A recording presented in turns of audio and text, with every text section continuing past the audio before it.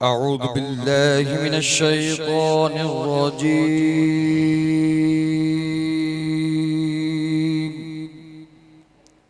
بسم الله الرحمن الرحيم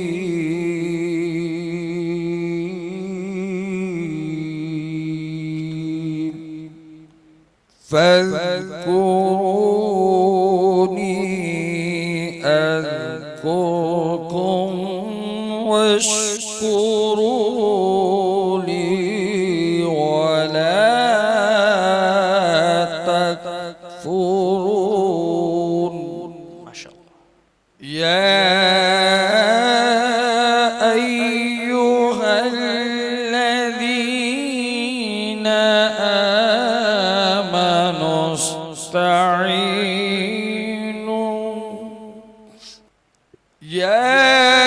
أيها الذين آمنوا استعينوا بالصبر والصلاة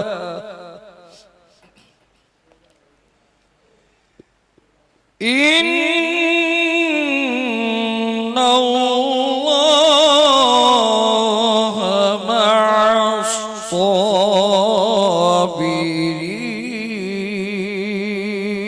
الصابرين. ما شاء الله. صدق الله العظيم.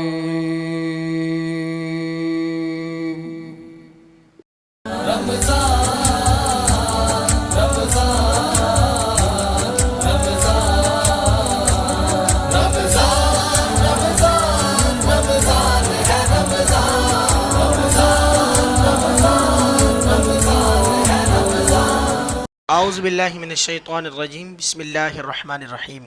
رمضان سنہ افغانستان کے افطار ٹرانسمیشن کے ساتھ میں ہوں آپ کا میزبان محمد اسد خان.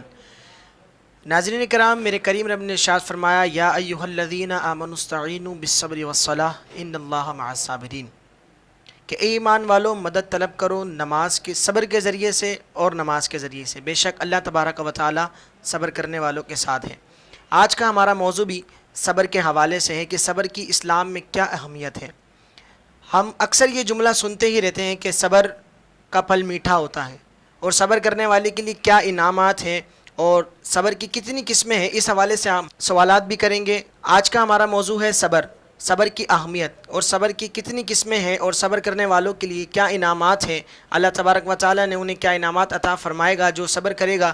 چونکہ روزہ رکھنا بھی ایک صبر ہے، چونکہ جب بندہ جو رمضان المبارک سے پہلے اللہ تبارک و تعالیٰ کی نعمتیں کھا رہا تھا اور ان سے لطف اندوز ہو رہا تھا، اب چونکہ اللہ عز و جل کے خوف کی وجہ سے اللہ تبارک و تعالیٰ کے حکم کو بجا لانے کے لیے وہ روزہ رکھتا ہے اور چیزوں سے رک جاتا ہے، صبر کرتا ہے. تو اس حوالے سے آج ہم گفتگو کریں گے، اور اس ٹاپک پر گفتگو کرنے کے لیے ہمارے ساتھ ممتاز عالم دین جناب حضرت علامہ مولانا محمد رمضان قادری تشریف فرما ہے. السلام علیکم ورحمۃ اللہ وبرکاتہ. وعلیکم السلام ورحمۃ اللہ. کیسے مزاج ہیں آپ؟ الحمدللہ علی کل حال. اور انہی کے ساتھ ملک پاکستان کے نامور صنخواہ جناب محمد آصف اقبال صاحب ہمارے ساتھ موجود ہیں. السلام علیکم ورحمۃ اللہ وبرکاتہ. کیسے مزاج ہیں آپ کے؟ اور اس سے قبل جو پروگرام کا جنہوں نے آغاز کیا تلاوت کلام پاک سے، الحمدللہ انہیں یہ اعزاز بھی حاصل ہے کہ پاکستان کی صدارتی محافل کے اندر بھی انہوں نے تلاوت کلام مجید اس کے ترجمے کے ساتھ پیش کیا ہے.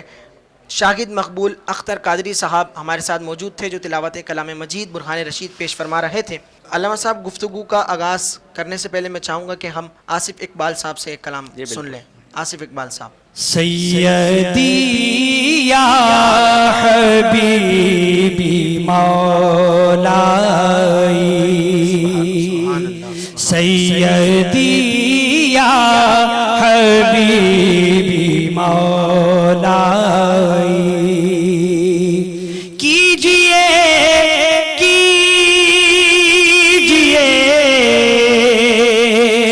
مسیح گائی، کیجئے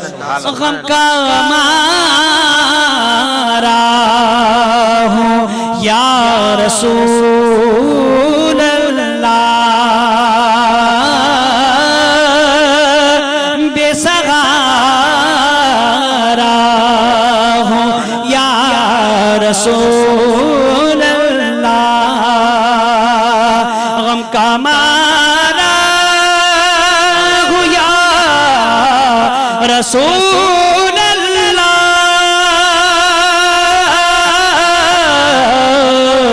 بے سہارا ہو یا رسول اللہ،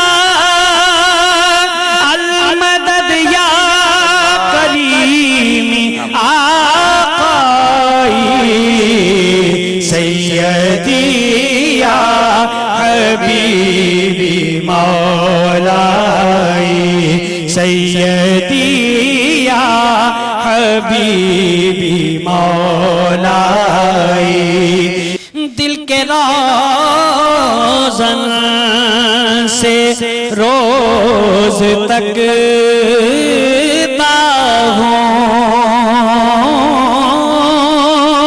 حاضری کے لیے تڑپتا ہوں، دل کے روزن سے روز تک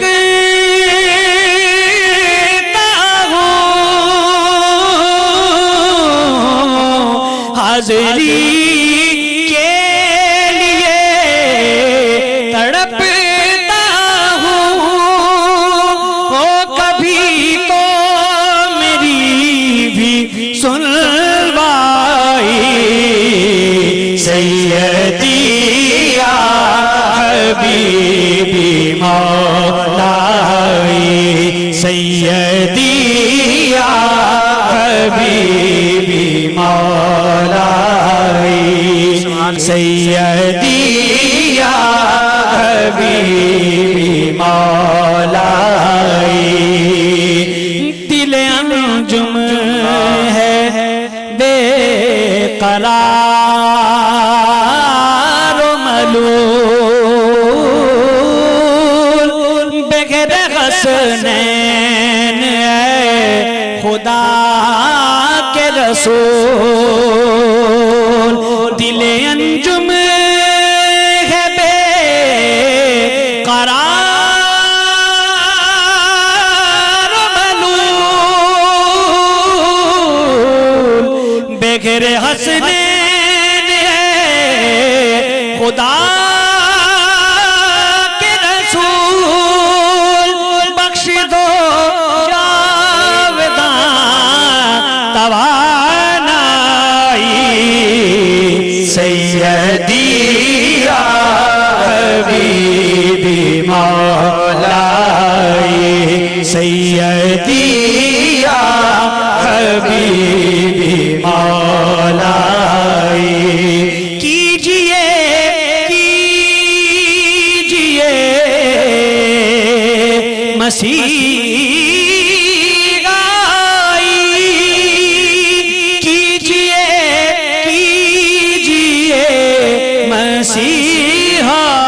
مسیحائی، سیدی یا حبیبی مولائی۔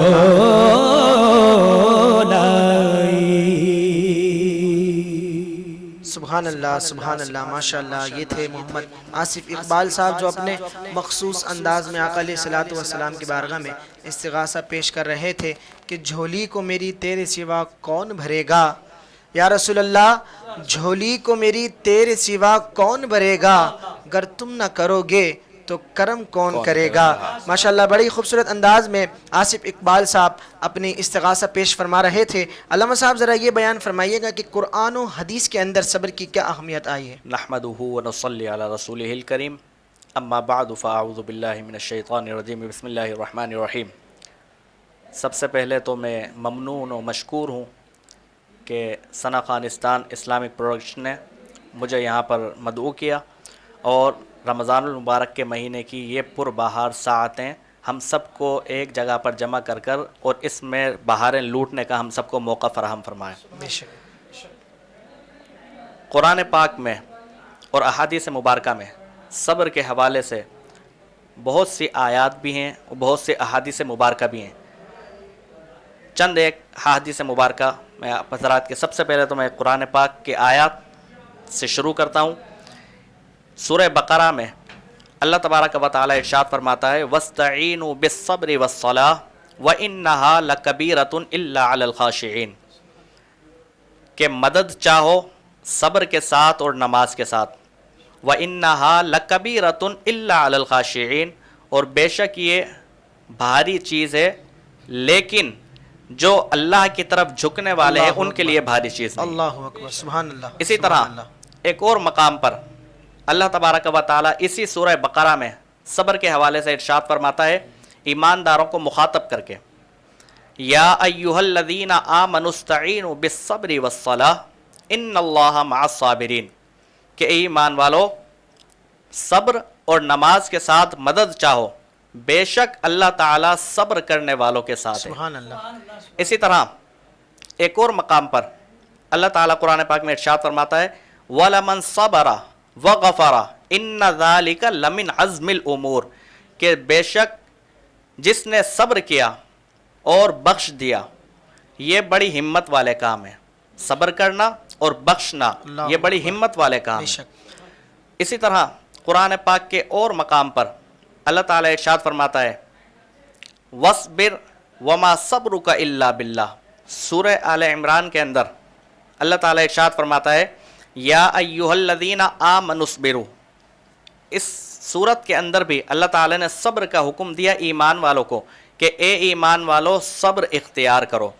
اسی طرح بے شمار مقامات پر اللہ تبارک و تعالیٰ نے قرآن پاک میں ارشاد فرمایا کہ صبر کرو، ایمان والوں کو صبر کا حکم دیا، اور کہیں پر اللہ تعالیٰ نے انعام بھی عطا فرمایا کہ ان اللہ مع الصابرین کہ بے شک اللہ تعالیٰ صبر والوں کے ساتھ ہے، اور صبر کرنا اور بخش دینا یہ بڑی ہمت کے کام ہے۔ علامہ صاحب یہ بیان فرمائیے گا کہ صابرین جو صبر کرنے والے ہیں ان کے لیے کیا انعامات ہیں رب تبارک و تعالیٰ کی طرف سے؟ صابرین بندے کے لیے بے شمار انعامات ہیں۔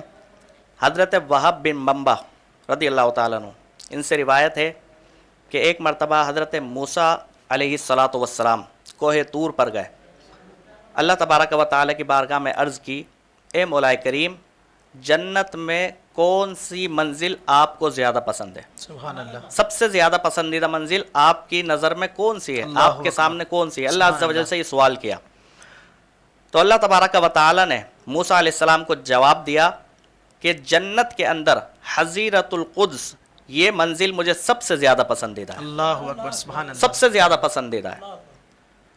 موسیٰ علیہ السلام نے عرض کی اے رب ذوالجلال وہ منزل ایسی منزل ہے کہ تیری بارگاہ میں سب سے زیادہ پسندیدہ ہے، مولا یہ بھی ارشاد فرما کہ اس منزل میں رہیں گے کون لوگ؟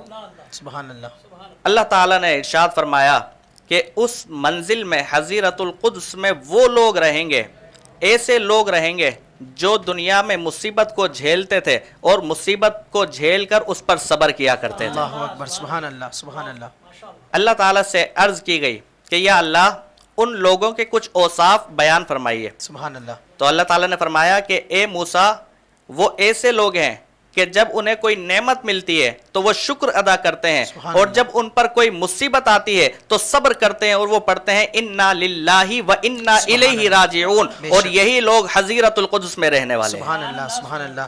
ایک گھڑی مصیبت پر صبر کرنا کتنا؟ صرف ایک گھڑی اگر کوئی بندہ مصیبت پر صبر کر لے تو ایک گھڑی مصیبت پر صبر کرنا ایک سال کی عبادت سے سبحان افضل ہے۔ اللہ، سبحان اللہ، ماشاء اللہ۔ ایک سال کی عبادت سے افضل ایک اللہ گھڑی اکبر، سبحان مصیبت پر صبر کرنا ہے۔ یہی وجہ ہے کہ بزرگان دین فرماتے ہیں کہ شاکر بندے سے صابر بندہ افضل ہے۔ اللہ اکبر، سبحان اللہ۔ شکر کرنے والے سے افضل بندہ کون ہے؟ جو صبر کرنے والا ہے۔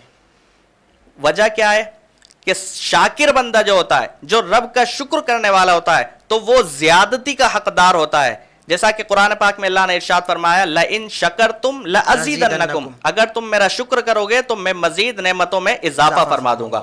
اور صابر بندے کے لیے اللہ کیا فرماتا ہے کہ جو بندہ مصیبت پہ صبر کرتا ہے اسے کوئی نعمت نہیں ملتی بلکہ خود خالق کائنات اسے مل جاتا ہے، جیسا کہ قرآن پاک میں اللہ نے فرمایا ان اللہ مع الصابرین کہ بے شک صبر کرنے والا اللہ کے ساتھ ہے۔ سبحان اللہ، سبحان اللہ۔ بڑے ہی اچھے انداز میں علامہ صاحب نے اس کا جواب دیا۔ جیسا کہ علامہ صاحب میں نے ابھی ابتدا کے اندر کہا کہ روزہ رکھنے والا، کیا یہ بھی صابرین میں شمار ہوگا؟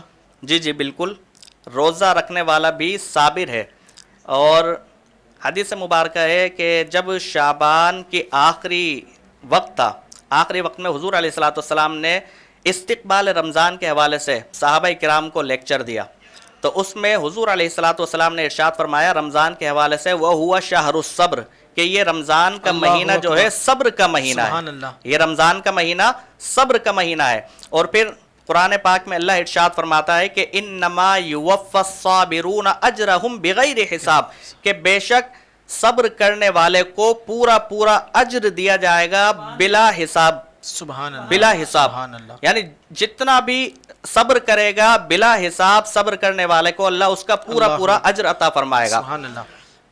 بغیر کمی کے، کوئی اس میں کمی نہیں ہوگی۔ اور پھر جو روزے دار ہوتا ہے، روزے دار کیا کرتا ہے؟ روزے کے معنی ہے رک جانا، الامساک عن المفترات، یعنی کھانے سے پینے سے نفسانی خواہش سے رک جانا، اس کا نام روزہ ہے۔ جب بندہ روزہ رکھتا ہے تو یہ روزہ رکھنا یوں سمجھ لیجئے کہ یہ بھی صبر کی ایک قسم ہے، کیونکہ اس کے سامنے کھانا بھی آتا ہے، روزہ دار کے سامنے پینا بھی آتا ہے، پانی بھی آتا ہے، کھانا بھی آتا ہے، اور نعمتیں اللہ کی ہر قسم کی آتی ہیں، لیکن روزے دار بندہ جو ہوتا ہے وہ نہ کھاتا ہے نہ پیتا ہے، بلکہ کیا کرتا ہے؟ روزے دار صبر کرتا ہے، کہتا ہے کہ جب افطاری کا وقت آئے گا تو میں روزہ افطار کروں گا۔ یہ اتنا بڑا صبر ہے کہ سحری کا وقت بند ہونے کے بعد سے افطار کے وقت تک بندہ صبر کرتا ہے کہ جب وقت آئے گا تو اس وقت میں افطار کروں گا، اللہ کے لیے روزہ رکھتا ہے۔ اور پھر حدیث مبارکہ ایک اور مجھے یاد آ گئی، حضرت ابو ہریرہ رضی اللہ تعالیٰ عنہ سے روایت ہے، متفق علیہ بھی ہے، بخاری شریف میں بھی حدیث ہے۔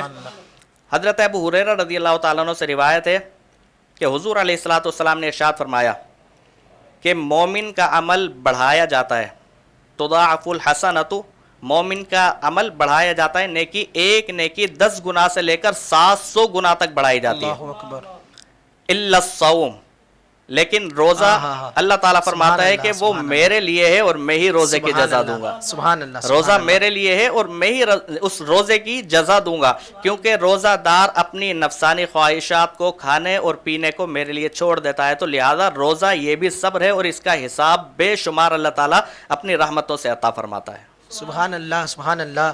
تو ناظرین کرام، یہ ایک میسیج ہے ہمارے لیے کہ روزے دار کے لیے اللہ تبارک و تعالیٰ کے یہاں کتنا ثواب ہے، کتنا اجر و ثواب ہے۔ روزہ رکھنا یہ صبر کی قسم ہے، تو اس سے یہ معلوم ہوتا ہے کہ صبر کی بھی کچھ اقسام ہیں، تو کیا صبر کی کچھ قسمیں ہیں؟ یہ بیان فرمائیں۔ صبر کی بھی اقسام ہیں، حدیث مبارکہ کے حوالے سے میں کچھ اقسام اس کی بیان کرتا ہوں۔ حضرت عمر بن خطاب رضی اللہ تعالیٰ عنہ سے روایت ہے کہ صبر کی 2 قسمیں ہیں۔ ایک صبر تو وہ ہے جو مصیبت پر صبر کیا جاتا ہے، یہ صبر اچھا ہے، اور اس سے بھی زیادہ اچھا صبر وہ ہے کہ اللہ کے محارم سے رک جانا، اللہ اکبر، جو کام اللہ نے حرام کیے ہیں، جو کام اللہ نے منع کیے ہیں، ان کاموں سے رک جانا، یہ صبر کرنا مصیبت پر صبر کرنے سے زیادہ اچھا ہے۔ اسی طرح حضرت علی المرتضیٰ کرم اللہ وجہ الکریم سے بھی روایت ہے، فرماتے ہیں کہ رسول اکرم صلی اللہ علیہ وسلم نے ارشاد فرمایا کہ صبر کی 3 قسمیں ہیں۔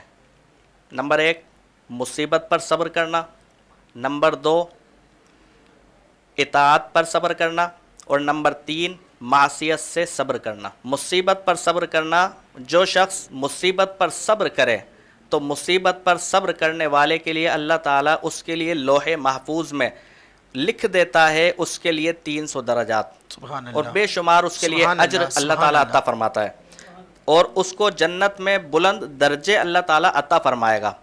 اور پھر جب روزہ صبر والا جو ہوتا ہے، جو صابر ہوتا ہے، صبر کرنے والا ہوتا ہے، تو اس کے 2 جو درجے ہیں، 2 درجوں کے درمیان اتنا فاصلہ ہوگا جیسا کہ زمین سے لے کر آسمان سبحان تک، اللہ، سبحان اللہ، اتنا فاصلہ سبحان 2 اللہ، درجوں کے درمیان ہوگا۔ اللہ اکبر۔ اسی طریقے سے جو اطاعت پر صبر کرتا ہے، یعنی اللہ نے جو چیزیں ہم پر فرض کی، اطاعت اللہ کی اطاعت کرتا ہے، اطاعت میں مشقت کرتا ہے، مشقت کو جھیلتا ہے، پریشانیوں کو، تکلیف کو برداشت کرتا ہے، اطاعت پر صبر کرتا ہے، تو اللہ تعالیٰ اس خوش نصیب کو 600 درجات جنت میں عطا فرماتا ہے۔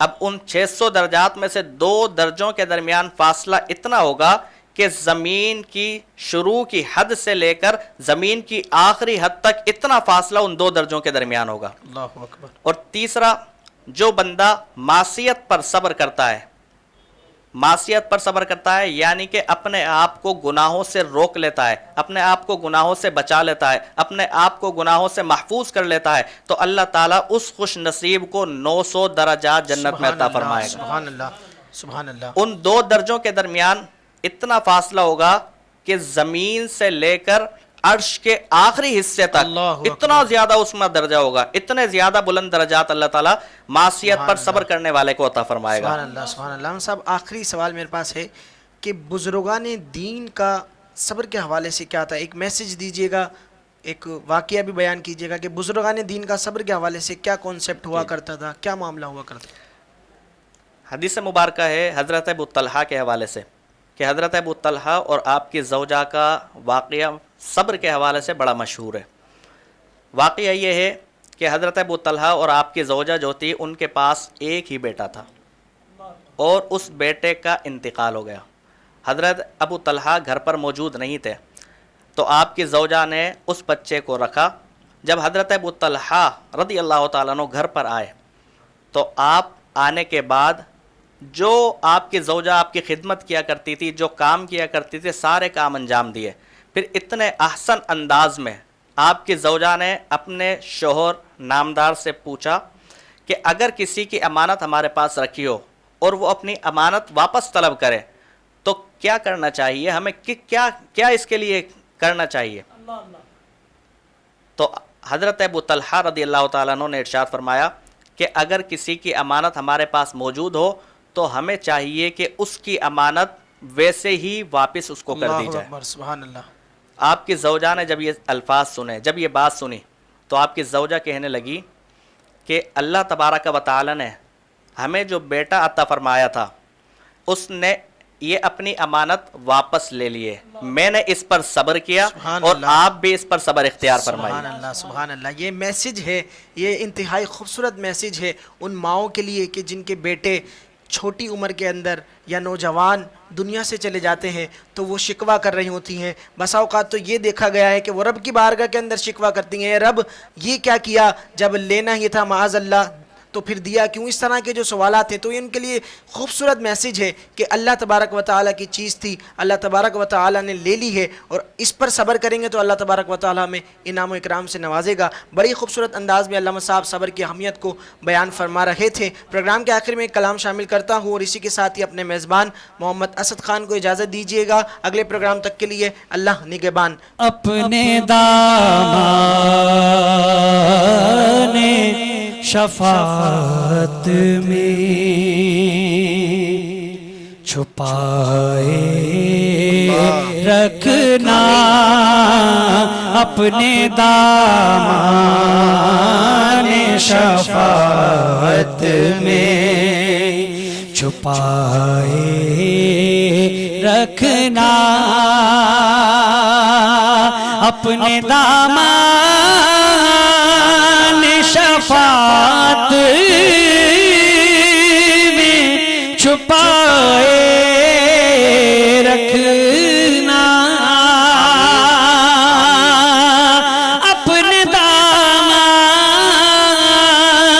شفاعت میں چھپائے رکھنا،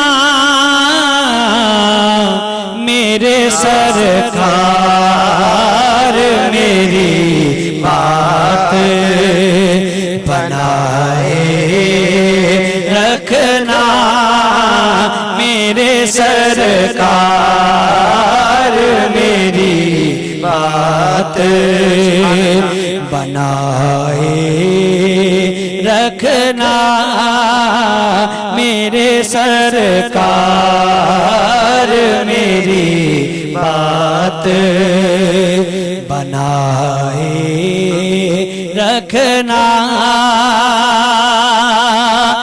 جب سوانیز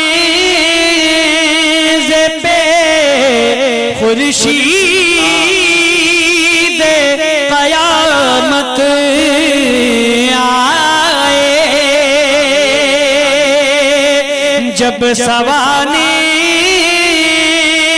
پہ خورشید قیامت آئے، اپنی زلفوں کے گناہگار پہ سائے رکھنا، اپنی زلفوں کے گناہگار پہ سائے رکھنا، اور ان کے ہو جاؤ ہر چیز انہی سے مانگو، ان کے ہو جاؤ ہر چیز انہی سے مانگو، میرے دامن پہ نہ احسان پرائے رکھنا، میرے دامن پہ نہ احسان پرائے رکھنا، اور ان کے آنے کی گھڑی ہے وہ آنے والے،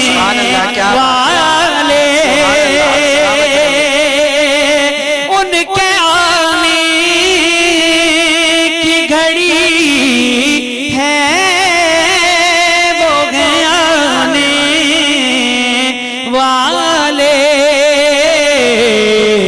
میرے سرکار کی محفل کو سجائے رکھنا، میرے سرکار کی محفل کو سجائے رکھنا، اور شاید اس راہ سے خالد میرے آقا گزرے، شاید اس راہ سے خالد میرے آقا گزرے،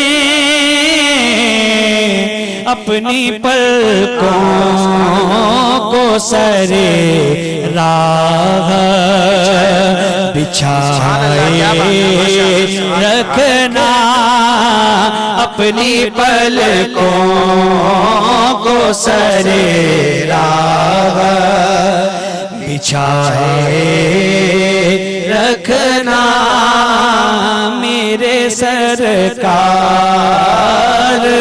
میری بات بنائے رکھ